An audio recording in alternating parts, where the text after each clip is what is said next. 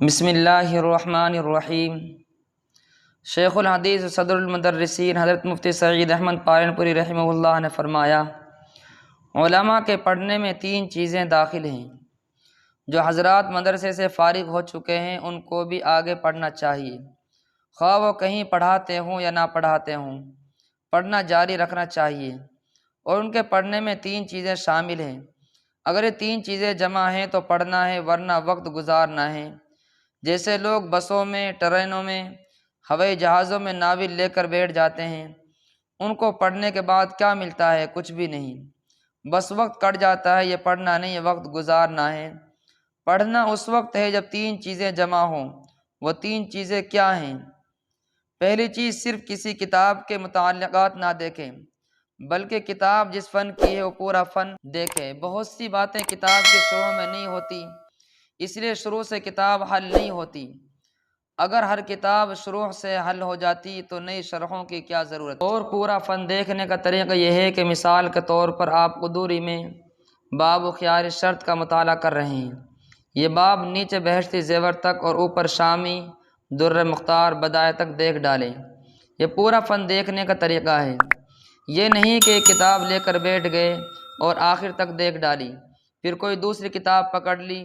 مدرس کے لیے یہ طریقہ ٹھیک نہیں۔ اور اگر مدرس متعدد فنون پڑھاتا ہے تو ان میں سے ایک کتاب فن پڑھنے کے لیے منتخب کرے، باقی کتابیں متعلقات دیکھ کر پڑھاتا رہے۔ پھر 2-3 سال میں جب وہ فن دیکھ چکے تو دوسرا فن شروع کرے۔ جیسے قافیہ پڑھا رہا ہے تو نحو کا مطالعہ شروع کرے، نیچے چھوٹی اردو کی کتابیں اور اوپر شرح جامع تک مطالعہ کرے۔ یہ پڑھنا ہے۔ اور کتاب کے صرف متعلقات دیکھنا پڑھانے کے لیے ہے، پڑھنا نہیں۔ اور پڑھانے سے علم نہیں آتا، پڑھنے سے علم آتا ہے۔ دوسری چیز، فن کے مطالعے کے دوران کافی بنا لے، یہ کتاب میں زائد ورق رکھ لے، اور جہاں قیمتی بات ملے اس کو کافی میں نقل کر لے یا اس کا خلاصہ لکھ لے۔ اگر اس طرح تجمیع نہیں کرے گا تو اس کی مثال لنگور کی سی ہے جو مکئی کے کھیت میں گھسا۔ جب کوئی شاندار بھٹا نظر آیا تو اسے توڑ کر بغل میں دبایا اور آگے بڑھا۔ دوسرا نظر آیا تو اس کو بھی توڑا، تیسرا نظر آیا تو اس کو بھی توڑا، یوں ہی توڑتا اور بغل میں دباتا چلا گیا۔ جب کھیت سے باہر نکلا تو اس کے بغل میں ایک بھی بھٹا نہیں۔ اس طرح فن کے مطالعے کے دوران آدمی بہت سی قیمتی باتوں پر گزرتا ہے، بس اگر تجمیع نہیں کرے گا تو بھول جائے گا فلاں بات کون سی کتاب میں کہاں پڑھی تھی۔ پلے کچھ نہیں رہے گا اور ہر سال پورا فن نہیں پڑھ سکتا۔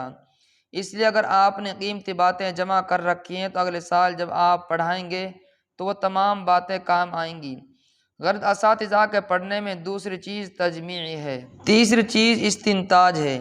جو کچھ پڑھا ہے اس میں غور کرے اور نئے نتیجے نکالے۔ اگر استنتاج نہیں ہوگا تو علم ترقی نہیں کرے گا۔ آج علوم و فنون جہاں تک پہنچے ہیں وہ استنتاج ہی کا نتیجہ ہے۔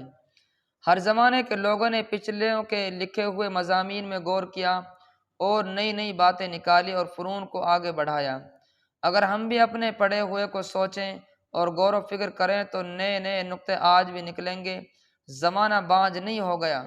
غرض اساتذہ کے پڑھنے میں تیسری چیز استنتاج ہے۔